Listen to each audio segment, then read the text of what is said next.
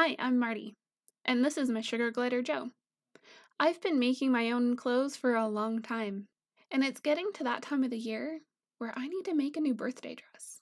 So I feel like I need to explain the concept of the birthday dress. I read an online article, it's probably a BuzzFeed article if I'm being honest, a couple of years ago where this lady described this phenomenon in her life that she called the birthday dress, where every year for her birthday she would buy herself a dress, and the point of buying the dress was not to have something to wear or an event that she needed a dress for. The point of the birthday dress was to have something pretty that made her feel good, and that was it. So I really liked this idea. And I have tried in the years since to make myself a birthday dress. It has not always succeeded because, you know, working a full-time job and limited funds and energy, it's a thing. But I thought that this year would be a great year to make another birthday dress. And so I found this wonderful material. We made a thing. That's what this video is about. And so let's go. A while ago, I decided to use this navy fabric to make a front closure dress. As you can see, I got pretty far on it, but now I have different ideas. I got this beautiful drapey navy material that I want to make my birthday dress out of. And the thought was to just use that navy bit as a base. I didn't think I'd gotten that far on it though. So what I've got to do is like take that apart and take the lining out, because the navy is now going to be the lining, and it's gonna be a thing. I might look at how much fabric I have in that skirt and see if I can just like toss that pre-made bodice and just use the skirt. Let's look at that real quick actually. Where did I put that material? I don't think I do, if I'm being honest. I think I'm gonna need to take all of that apart.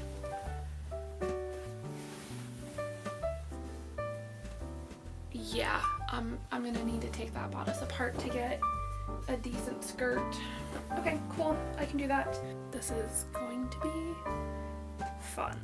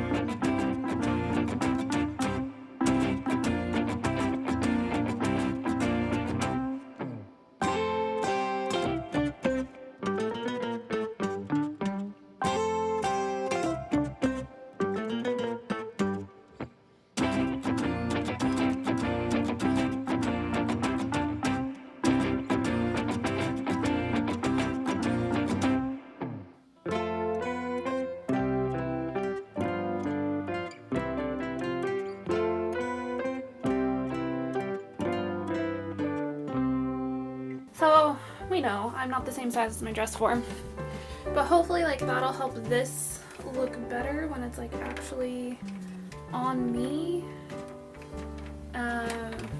Yeah, it looks like a marshmallow right now, but the back looks nice. That looks good. Okay, let's put this on my body.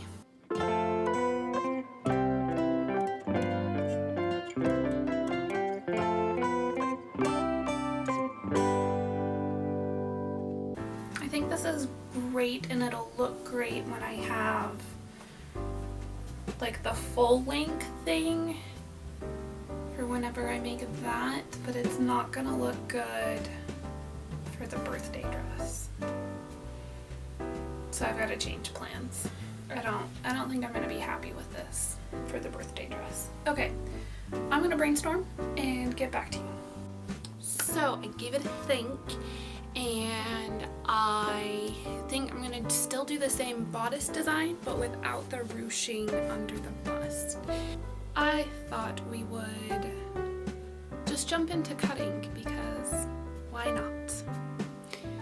I'm going to just talk you through things while I do it. That'll make more sense. So let's turn on some lights, clear off my table, and get to work.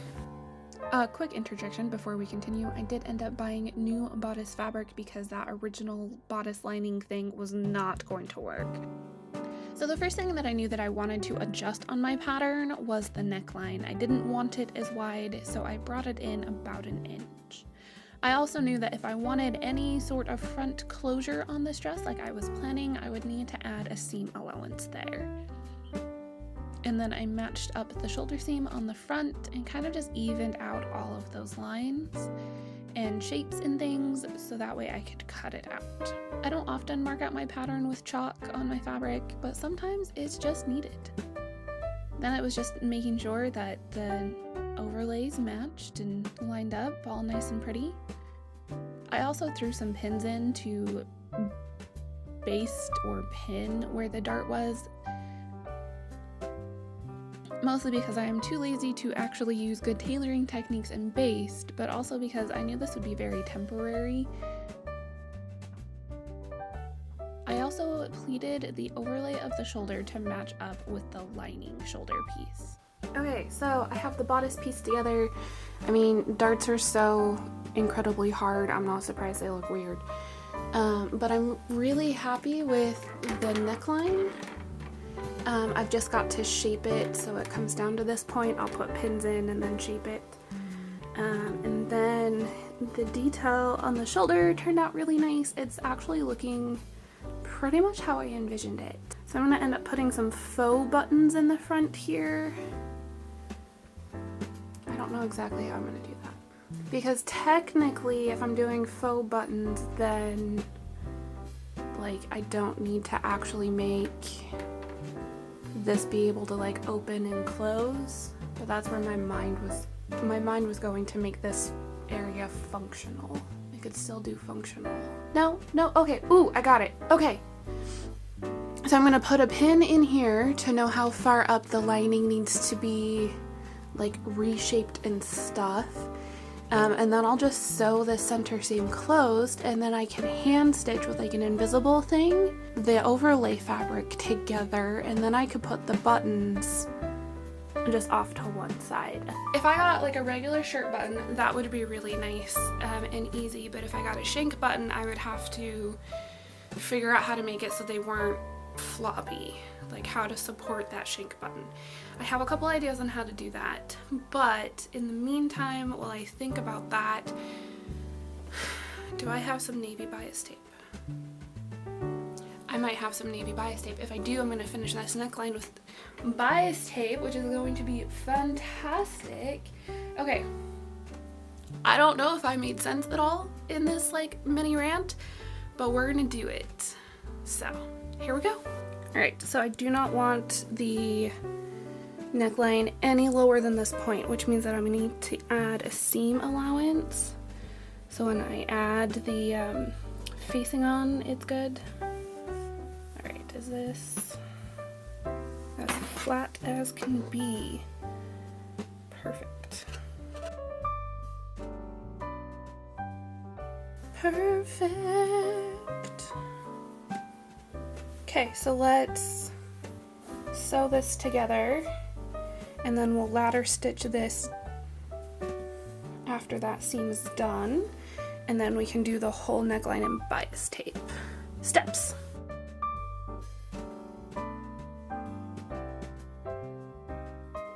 So I just realized that if I'm going to do this in the most correct order of operations that I can, I need to do the bias tape on the neckline before I ladder stitch that overlay. So now I don't know if I want to put the buttons on, because I kind of like how simple the front of that looks. I guess I'll figure it out. I mean, that could technically be the last step I do. So let's move on. Let's make the sleeves. Oh, I'm so excited about these sleeves.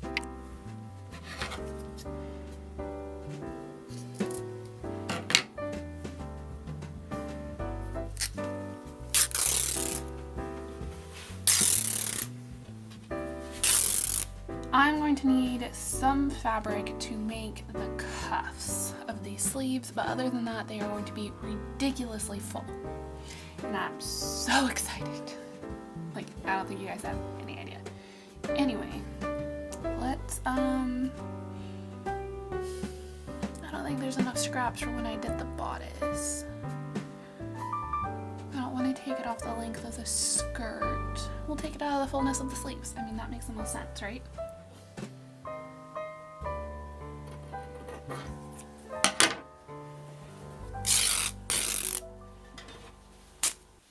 Okay, so I put a decent amount of work in today getting the bodice to this point.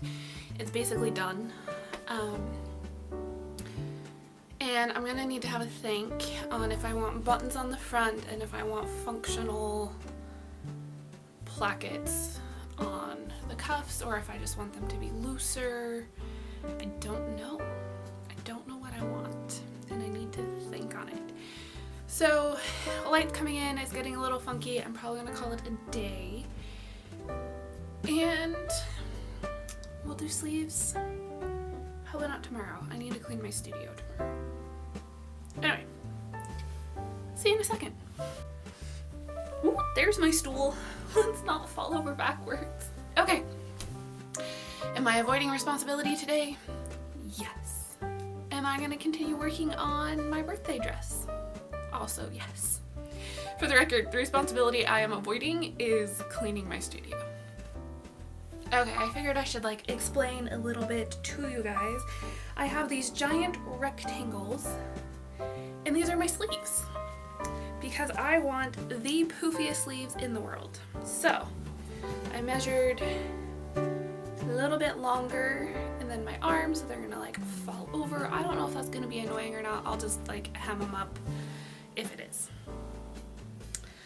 But one side needs to get gathered down. Well, first I need to sew it into a tube, and then one side will get gathered down into the arm's eye, and the other side will get gathered down into a cuff. And the sleeves are going to be this slightly sheer. I'm not lining them. And then I'm just so excited. The skirt's going to be so full too. It's just going to be, yeah, it's just going to be fabulous.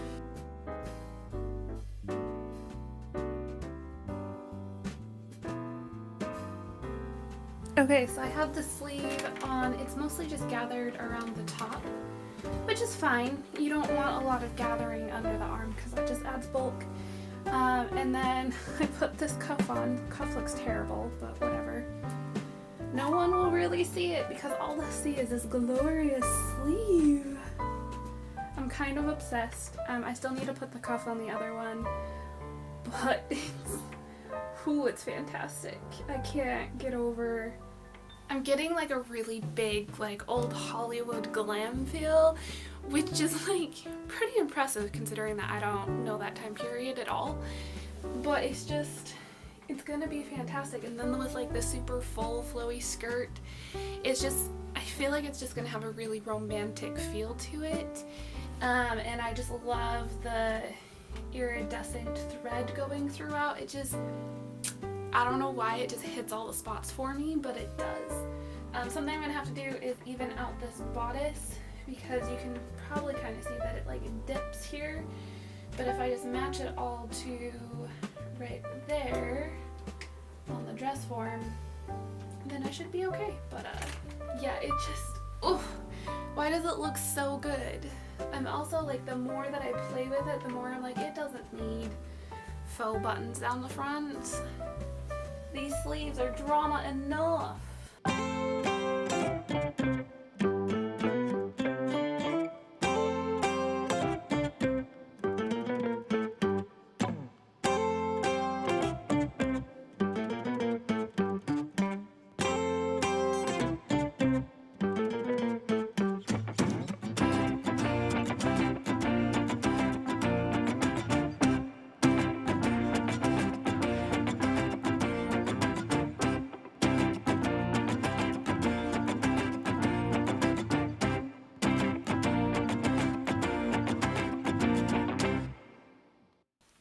So I've really only been like actually putting on makeup for about a week now, but now it's like an integral step in my like getting ready to go and do something function.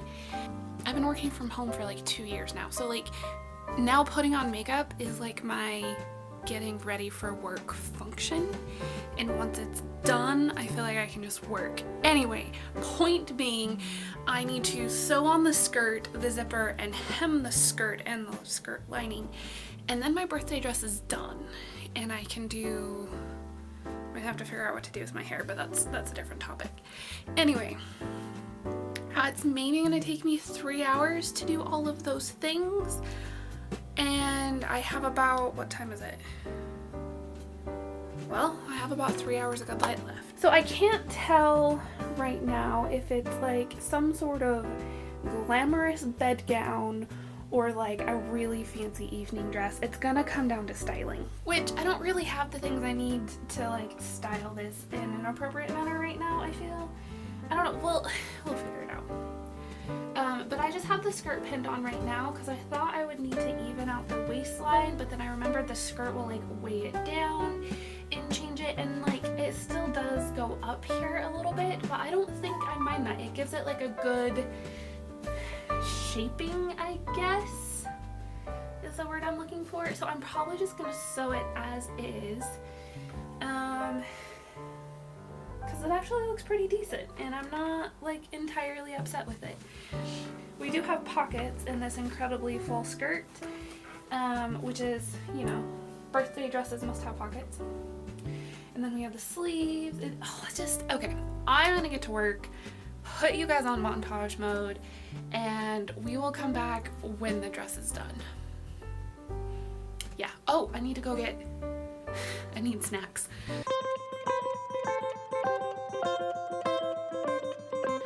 Alright, so I got my savory, I got my sweet, I got my water. Let's get to work.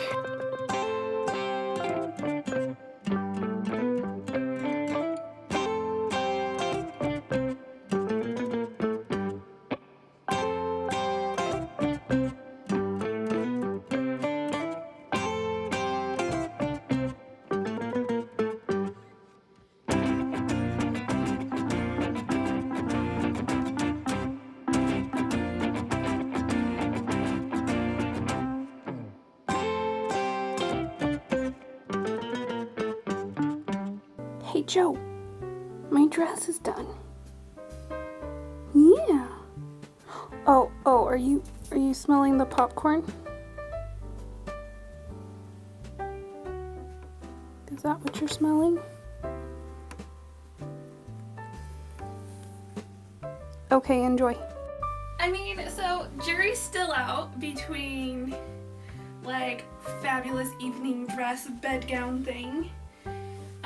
I'm never going to find the pockets in these side seams ever, just for the record.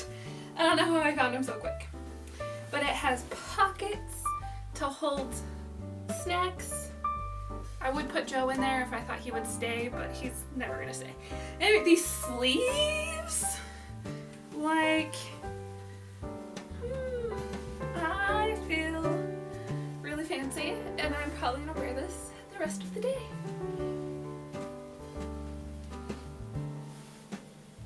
Yeah, I'm just gonna keep twirling. 60 times 420, 240 inches in the overlay. Of course it's gonna be full and flowy. Okay, I should probably turn the camera off now. Stop swishing around in my dress.